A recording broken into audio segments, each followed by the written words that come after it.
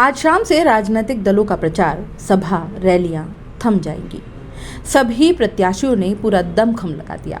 प्रदेश स्तर के नेता और पदाधिकारी भी वागड़ की hot seat Banswara Dungarpur seat के लिए इंडिया गठबंधन के प्रत्याशी राजकुमार रोत के समर्थन में वोट जुटाने के लिए सभा करते दिखाई दिए। आखिरी दिन सभी की यही कोशिश थी कि किसी तरह आदिवासी वोट गठबंधन की ओर खिसक जाए। 3 दिन पहले मोदी जी मालवीय के पक्ष में सभा करके गए, लेकिन उनके बयान ने एक नई तरह की सियासत छेड़ दी, जिससे भाजपा समर्थित जनता भले ही खुश हो, लेकिन बाकी की जनता आहत है।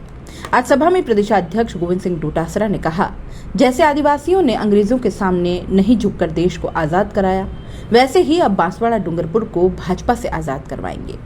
उन्होंने कांग्रेस से भाजपा में शामिल हुए भाजपा प्रत्याशी महेंद्रजीत सिंह मालवीय पर निशाना साधते हुए उन्हें गद्दार बताया।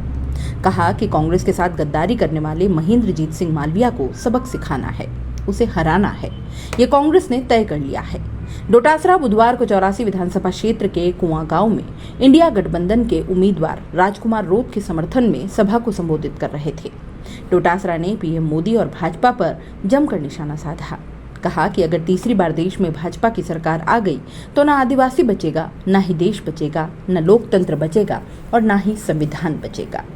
भाजपा को 400 पार सीट लाकर संविधान बदलना है, वोट का अधिकार समाप्त करना है और आपका आरक्षण समाप्त करना चाहते हैं। इसी क्रम में कांग्रेस प्रभारी सुखजिंदर सिंह रंधावा डूंगरपुर जिले के दौरे पर रहे। डोटासरा और प्रभारी रंधावा ने इंडिया गठबंधन के उम्मीदवार राजकुमार रोत के समर्थन में 84 विधानसभा क्षेत्र के कुआं गांव में चुनावी सभा को संबोधित किया। कांग्रेस प्रभारी रंधावा, बीजेपी प्रत्याशी राजकुमार रोत, पूर्व सांसद ताराचंद भगोरा सहित अन्य नेताओं ने भी भाजपा पर निशाना साधा। साथ ही कहा कि मालवीय को हमने सराखों पर बिठाया, लेकिन अब वो भाजपा में जमीन पर बैठेगा। साथ ही साथ उन्होंने कहा कि आज जो यहाँ स्टेज पर नहीं बैठा है वो कांग्रेस में नहीं रहेगा, हम हटाएंगे उसको, चाहे वो एमएलए हो या एक्स एमएलए। जाहिर सी बात है, उनका ये इशारा विधायक घोघरा की तरफ था।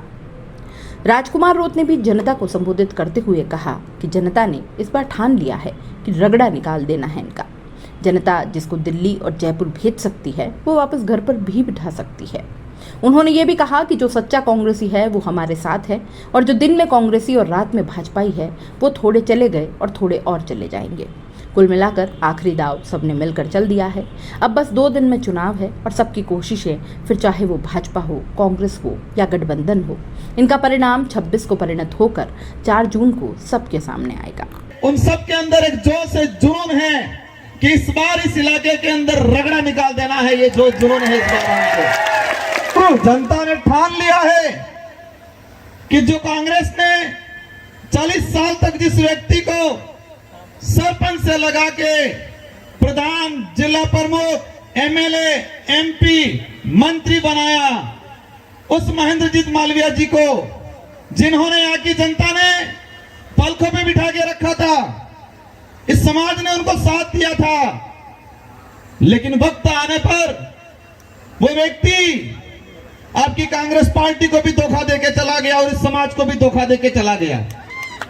और जनता ने ठान लिया है कि यहाँ की जनता जिसको जयपुर और दिल्ली भेजने का, जिसको जयपुर और दिल्ली भेज सकती है, उसको वापस घर पे बिठा भी सकती है। ये